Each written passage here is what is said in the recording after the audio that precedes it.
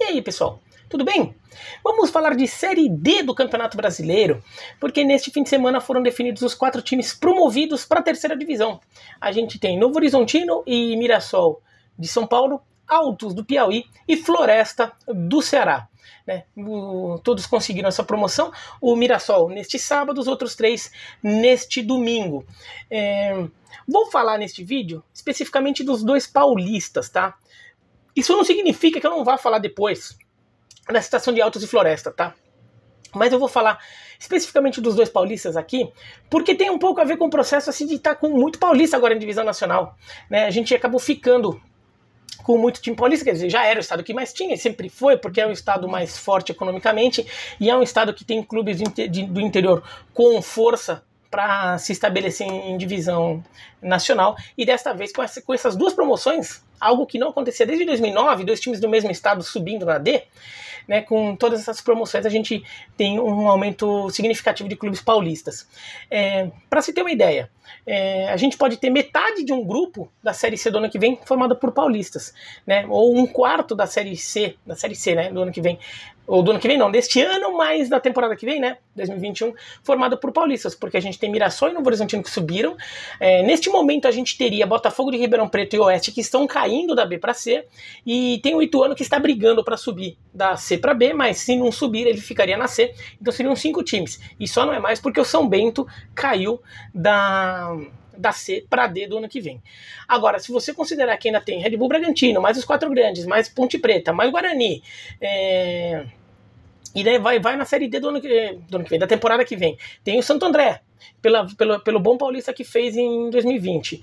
Mas Ferroviária e Inter de Limeira, que herdaram as vagas de Novo Horizontino e Mirassol, que tinham vagas para a Série D do ano que vem, mas como eles subiram, essas vagas caíram aí com Ferroviária e Inter de Limeira, e mais a Portuguesa que ganhou a Copa Paulista. No final das contas, do Campeonato Paulista de 2021, só o São Caetano não tem uma divisão nacional para jogar. Dos 16 clubes, 15 estão em alguma divisão nacional, sendo que muitos estão com uma divisão estável, né, que é a Série A, B e C. Então, é muito time paulista, e o que causa um desconforto em torcedores de outros estados, um desconforto bem compreensível e justificável, porque é desproporcional um estado estar com tantos times nas divisões nacionais, por mais que São Paulo sempre tenha tido mais, mas nesse caso começa a ser bastante, né? São 15 times só entre os que estão na primeira divisão, porque ainda tem o Oeste que caiu para 2 e a Portuguesa que está na 2. Então é muito time com divisão nacional, e outros estados não conseguem nem ter um na Série C, né? Rio Grande do Norte, um estado muito forte, ficou em 2020, vai ficar em 2021 sem nenhum time em divisão estável do futebol brasileiro. O Altos colocou o Piauí na Série C depois de um bom tempo ali, desde uma aparição rápida do River na Série C, mas não conseguiu se manter. O Sergipe ficou muito tempo fora, até que o Confiança subiu, e agora o Confiança está até na B, mas quando até o Confiança subiu, o Piauí ficou muito tempo, o Sergipe ficou muito tempo fora, a Amazonas ficou muito tempo fora, até que o Manaus apareceu ali. Muito estado, o Mato Grosso do Sul não consegue botar, Brasília, né, o Distrito Federal não tem conseguido, muito estado não consegue ter time em 3 divisões, e São Paulo acaba tendo um monte, e muitos torcedores reclamam. Eu entendo essa reclamação, e acho justa. Eu acho que o futebol brasileiro tinha que criar um esquema para eliminar essa distorção. E o que eu acho que deveria fazer, só para falar rapidinho, é aumentar o tamanho das divisões. Acho que a Série B podia aumentar para 22, talvez 24. Se testa primeiro uns anos com 22, se der certo, aumenta para 24. E a Série C deveria aumentar para 28, com 2 grupos de 14, eu acho. E se der certo, aí se funcionar, depois de um tempo, podia até pensar em 2 grupos de 16, para dar mais calendário e mais vaga para tanto time forte que não tem nenhuma divisão estável do Brasil. Mas, isso posto, neste caso, eu acho que o Novo Horizontino e Mirassol mereceram subir. Tá? Não é aquele caso do time que caiu de paraquedas na Série C, que teve aquele ano que as coisas deram certo, monta um time para a Série D lá, pega uns caras ali e pum, dá certo. E daí o time sobe. Como acontece muitas vezes. Muitas vezes na Série D acontece isso. Um time que sobe foi um time que nem fez um trabalho tão bem planejado, tão de longo prazo ali, mas naquela disputa de Série D conseguiu passar de fase, chegou o mata-mata, foi passando e de repente está na Série C. Acontece muito na Série D do Brasileirão. Mas Novo Horizontino e Mirassol não é isso. Até acho que eles merecem ter uma vaga ali pelo trabalho que eles fazem, aí cada um dentro das suas peculiaridades. O Novo Horizontino é um clube que chegou a falir e reabriu, né? Tanto é que o Novo Horizontino, vice-campeão paulista de 90, tecnicamente não é o mesmo Novo Horizontino atual. Tá? O time fechou, foi criado um outro com as mesmas cores, um nome muito parecido, né? Mas não é o mesmo. Né? Usa o mesmo estádio, a torcida trata como se fosse o mesmo, a imprensa em geral trata como se fosse o mesmo, inclusive. Tá? Mas não é exatamente a mesma coisa. E quando ele surge já com uma ideia para ser um clube sustentável, talvez até traumatizado com o que tem acontecido com o velho Novo Horizontino, que era um time que era muito ligado à família Biasi, tanto é que inclusive a dona do estádio, o estádio é o Jorge Ismael de Biasi, né? O Jorge Ismael de Biasi era o patrono aí do Novo Horizontino naquela época, e depois passou a ser controlado pela família Chedi, né? Do Nabiabi Chedi, né? Que chegou a controlar Bragantino, Ponte Preta e Novo Horizontino numa determinada época. E eles controlaram o Novo Horizontino, não deu nada certo, o time acabou se afundando, não só em divisões, em diversas divisões do futebol paulista, como se afundando em dívidas e fechou. Né? Ficou até sem estádio para jogar, porque a família Biasi ali que controlava o estádio tinha problema. Então quando o time ressurge, acho que ele já ressurge de uma forma mais consciente de fazer um trabalho organizado. A cidade de Novo Horizonte, ela é bastante fanática pelo Novo Horizontino, bem acima da média de times de interior do Brasil. A gente nem tem muita noção disso, mas a torcida do Novo Horizonte, a cidade de Novo Horizonte gira muito em torno do Novo Horizontino. Ainda que muita gente também torça para um time grande da capital ali, mas as pessoas abraçam muito o Novo Horizontino. Para você ter uma ideia, a cidade de Novo Horizonte tem 40 mil habitantes. É uma cidade pequenininha para os padrões de São Paulo, pequenininha em geral, né, mas para os padrões de São Paulo mais ainda. É uma cidade de 40 mil habitantes que consegue ter um time que consegue lutar ali por espaço no cenário estadual com cidades de 300 mil habitantes, como algumas cidades de interior de São Paulo. O Novo Horizontino consegue ter públicos às vezes até melhores que os dessas cidades, porque a cidade abraça. O estádio cabe umas 15 mil pessoas, em alguns momentos eles conseguem lotar o estádio, na época áurea do Novo Horizontino ali, na primeira versão de Novo Horizontino, eles lotavam o estádio com alguma frequência quando enfrentavam algum time grande da capital, e ainda assim, às vezes eles botam muita gente no estádio. Botar 10 mil pessoas no estádio é botar um quarto da cidade no estádio. E isso é um tipo de história que quando a gente ouve na Europa, fala, nossa, que bonito, metade da cidade de Vila Real vai ver os jogos do Vila Real, né, que isso acontece, né, metade da população cabe no estádio e o estádio lota. Então, como algumas cidades ali abraçam certos clubes, sei lá o quê, Novo Horizonte é uma história meio assim aqui no Brasil, e muita gente não sabe.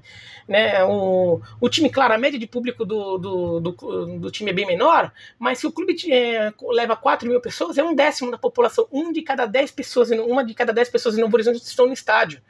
É uma proporção muito grande. Então, o Novo Horizontino soube aproveitar isso. Além disso, é um clube que conseguiu se planejar no momento em que chegou a primeira divisão do futebol paulista, que voltou, né, se você considerar o velho Novo Horizontino, e consegue manter uma base. É um clube que trabalha com uma certa organização, então mesmo tendo essa coisa de clube do interior, que tem um momento em que você está com calendário estadual, e depois às vezes você não tem calendário no segundo semestre, no caso de São Paulo, você joga uma Copa Paulista ali, que é um torneio que vale vaga para a Série D, um qualificatório ali, né? Às vezes você tem a Série D para jogar. O Novo Horizontino criou um projeto de longo prazo que vem funcionando bem, eles têm uma base que é ligada ao Novo Horizontino, jogadores ligados por contrato com o Novo Horizontino.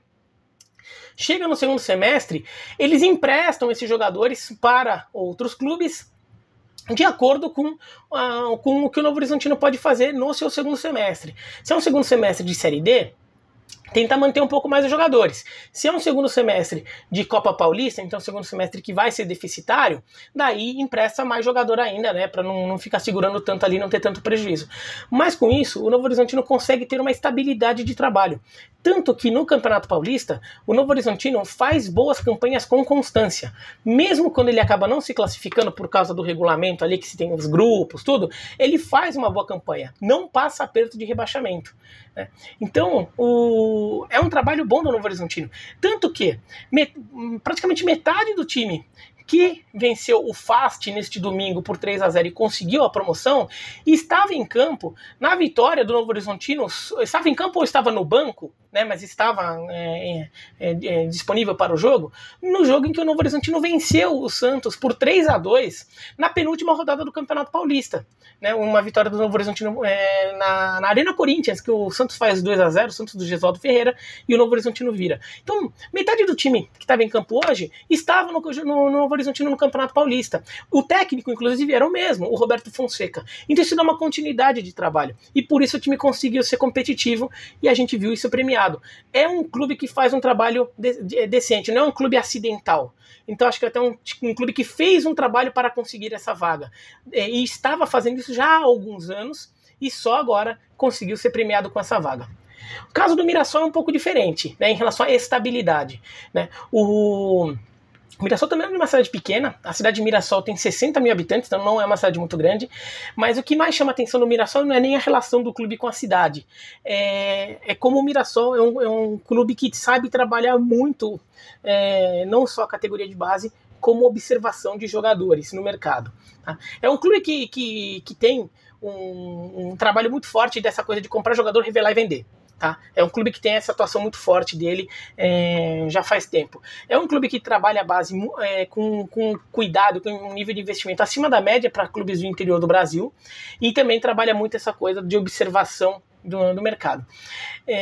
Por isso também faz boas campanhas no Paulista, mas muitas vezes oscila e vez ou outra acaba caindo, porque nem sempre, como você fica trocando mais o time, você consegue montar um time interessante, né?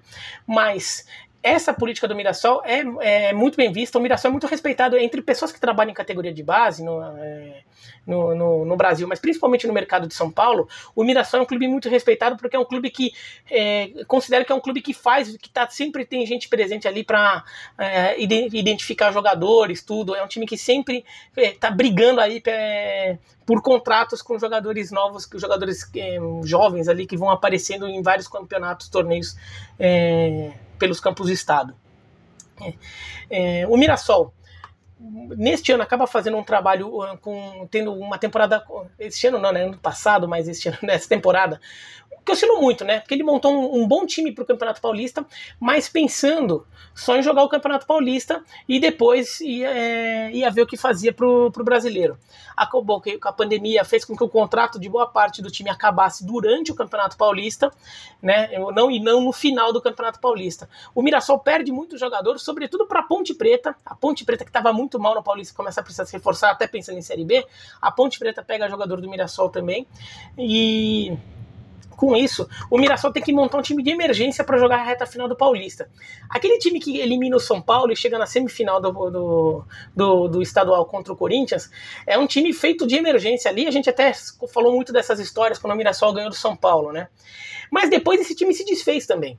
Do time que jogou contra o Corinthians na semifinal do Paulista, não tinha ninguém, nenhum titular no jogo deste domingo, deste sábado, em que o Mirassol ganhou da Aparecidense. Só o Neto, que foi banco contra o Corinthians, que estava entre os jogadores do time atual do Mirassol. Então foi um time que mudou tudo. Então foi acidental. Mais ou menos. Porque daí o Mirassol também fez o que ele sabe fazer bem. Esse time do Paulista, do campeonato do Paulista não, da Série D, desculpa. Esse time da Série D teve um trabalho muito forte ali de buscar jogadores ali sem grandes investimentos, mas jogadores que eles tinham identificado ali nos estudos deles como jogadores de bom potencial, que estavam ali acessíveis no mercado, e subiram muita gente da base do Mirassol, que é uma base que trabalha bem. E com isso o Mirassol montou esse bom time para jogar a Série D. Até um time que oscila muito entre resultados em casa e fora de casa, mas é um time que que acabou aproveitando um trabalho de longo prazo do Mirassol, que é esse trabalho de identificação de jogadores e de desenvolvimento de jovens da base. Então, por isso que o Mirassol subiu. Como o Mirassol é um time que oscila mais, eu não sei o quanto o Mirassol vai ter de futuro em divisões nacionais, tudo. Mas é um clube que investiu para isso, contratou o Eduardo Batista como técnico, que é um técnico que tem um espaço no mercado muito acima de uma Série D, né? É um técnico que seria para trabalhar num time de Série A ou de Série B, acaba pegando de Série D, porque o Mirassol estava mostrando alguma ambição ali, pegar um técnico de peso para tentar montar esse time, e subiu jogando bem, né? Venceu os 2 jogos da Aparecidense, que é um time muito difícil de jogar. Eu até falei aqui que era um confronto bem chato ali quando eu fiz um vídeo com os palpitões, vou deixar aqui do lado, eu errei um, né, das quartas de final. Eu falei que assim, esse jogo é muito difícil porque o Mirassol eu acho que é o melhor time, mas o Aparecidense é um time bem chato de jogar contra. E vem mostrando isso ano após ano, fazendo boas participações em Copas do Brasil, fazendo uma boa Série D como fazia deste ano. Mas o Mirassol acabou subindo. Então são 2 times que não sobem por acaso. Tá? Às vezes acontece de Série D alguns times subirem por acaso, não é um trabalho de longo prazo. Foi um time que foi jogar lá, de repente sair ganhando e acaba passando, né? Não é o caso. Acho que são 2 clubes que até podem se estabelecer na Série C, fazer uma Série C até competitiva no ano que vem, como por exemplo o São Bento não fez, e eu não sei se o Oeste vai fazer pela tendência do Oeste em 2020, né? O Oeste, um paulista muito ruim, um brasileiro de Série B muito ruim, não sei quanto fôlego o Oeste vai ter, assim, tá tendo, porque o Oeste parece um clube que tá em declínio, num declínio acentuado. Vamos ver o que o Oeste é capaz de fazer no ano que vem. Mas o futebol de São Paulo acaba ficando com muito representante, sim, mas nesse caso são 2 clubes que acho que trabalharam para isso.